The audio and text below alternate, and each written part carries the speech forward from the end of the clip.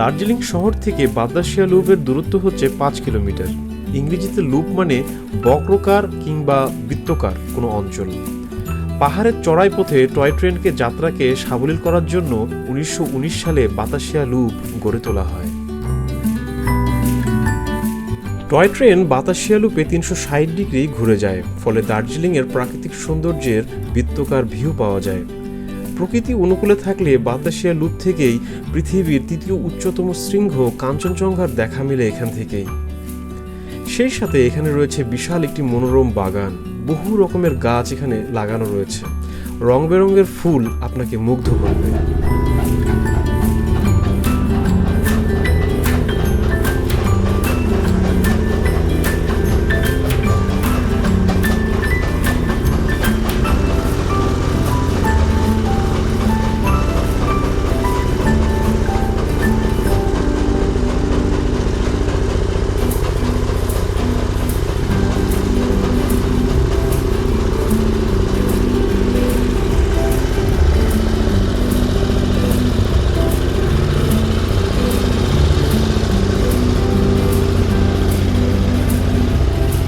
বাতাসিয়া লুপের কেন্দ্রে একটি যুদ্ধ স্মৃতিস্মারক আছে।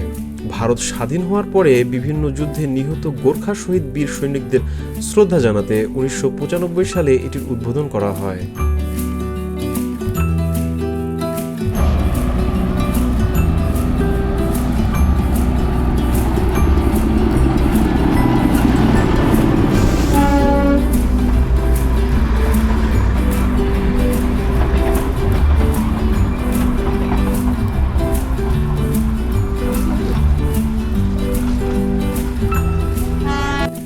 প্রতিদিন ভোর 5টা থেকে রাত 8টা পর্যন্ত বাতাসিয়া লুপ খোলা থাকে পর্যটকদের জন্য।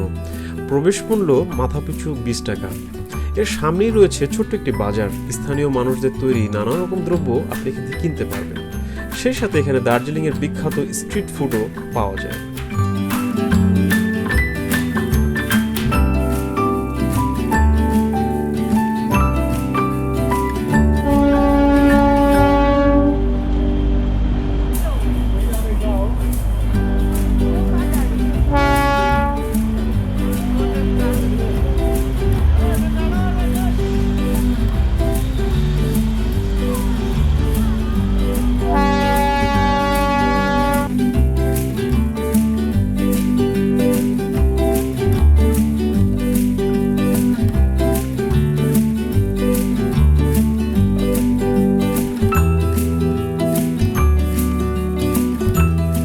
বাতাসিয়া লুপে আসার জন্য দুটো উপায় রয়েছে। দার্জিলিং শহর থেকে আপনি চাইলেই একটি ট্যাক্সি নিয়ে চলে আসতে পারেন, অথবা আপনি যদি দার্জিলিংয়ের টয় ট্রেনে জয় রাইডের টিকিট করেন, সেক্ষেত্রে বাতাসিয়া লুপে এই ট্রেনটি 10 থেকে 15 মিনিটের ব্রেক দেয়।